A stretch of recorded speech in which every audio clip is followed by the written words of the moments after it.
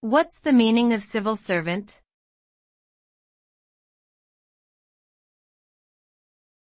Civil servant.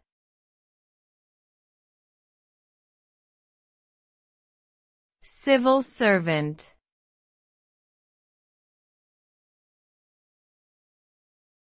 Civil servant.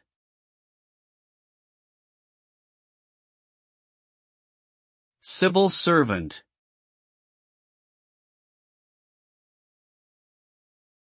A civil servant is a person who works for the government, often in administrative or bureaucratic roles.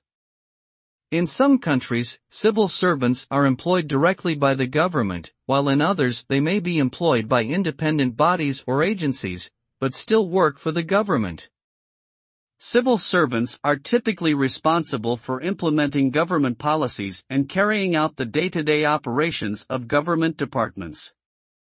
They are expected to be impartial and neutral in their actions, serving the public interest rather than any one particular political party or agenda.